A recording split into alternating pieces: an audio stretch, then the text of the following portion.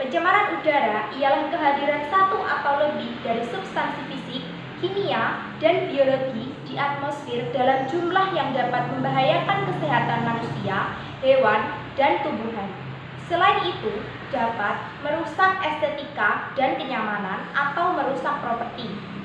Nah, pencemaran udara dapat ditimbulkan oleh sumber-sumber alami dan kegiatan manusia. Pencemaran udara merupakan salah satu permasalahan lingkungan yang berupa penurunan kualitas udara karena masuknya unsur-unsur di atmosfer. Unsur-unsur tersebut berupa karbon monoksida, nitrogen dioksida, klorofluorokarbon, sulfur dioksida, hidrokarbon, benda partikulat timbal, dan karbon dioksida. Unsur-unsur tersebut merupakan jenis-jenis benda pencemar udara atau biasa disebut dengan polutan. Ada banyak sekali penyebab pencemaran udara dari faktor alam hingga faktor manusia. Akan tetapi, hampir semuanya disebabkan oleh tangan manusia sendiri. Penyebab-penyebab terjadinya pencemaran udara tersebut antara lain, yang pertama ada asap kendaraan bermotor, yang kedua pembangkit listrik, yang ketiga abu polutan letusan gunung berapi, yang keempat limbah asap pabrik atau industri, yang kelima ada limbah pertanian, yang keenam ada kegiatan pertambangan, yang ketujuh ada aktivitas rumah tangga, yang kedelapan ada kebakaran hutan, yang kesembilan yaitu timbunan sampah, yang ke-10 yaitu illegal logging. Akan tetapi masih banyak lagi penyebab pencemaran udara di sekitar kita.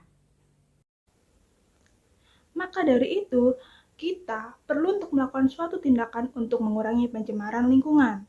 Nah, kira-kira apa aja nih yang dapat kita lakuin untuk mengurangi pencemaran lingkungan?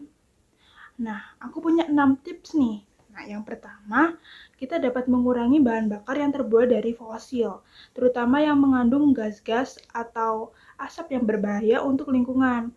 Yang kedua, kita dapat melakukan penyaringan udara, penyaringan asap dengan menggunakan bahan-bahan penyerap polutan atau yang disebut filter atau saringan. Yang ketiga, kita dapat mengalirkan udara yang telah tercemar ke dalam air atau melakukan pengurangan suhu terhadap udara tersebut sebelum dibuang ke dalam udara yang bebas. Yang keempat, kita dapat membangun cerobong asap yang tinggi agar udara yang tercemar tersebut tidak sampai ke dalam pemukiman warga. Nah, yang kelima, kita dapat menggunakan transportasi yang lebih efisien, yaitu dengan menggunakan kendaraan umum dibandingkan dengan menggunakan kendaraan pribadi yang pastinya itu menggunakan banyak bahan bakar dan akan menyebabkan banyak polusi udara.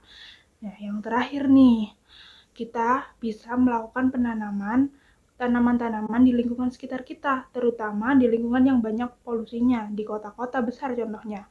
Kita dapat membangun taman kota. Tentunya itu akan sangat bermanfaat bagi kita semua. Nah, sekian nih tips-tips yang dapat aku sampaikan. Semoga dapat bermanfaat bagi kita semua. Dan jangan lupa untuk diterapin ya.